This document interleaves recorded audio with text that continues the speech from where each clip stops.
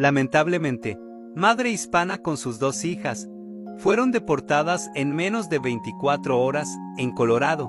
Fernanda Montoya, una madre colombiana, fue deportada junto a sus 2 hijas en un proceso que su pareja describe como de engañoso y sorpresivo.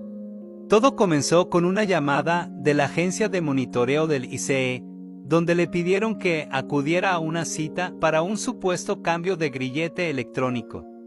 ¿Una trampa?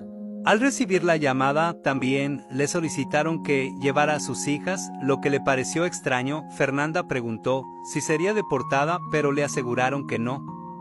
Confiada en esa respuesta, asistió a la cita en Denver, Colorado, junto a su novio Roberto Chueca y sus niñas. Nunca más salieron del lugar.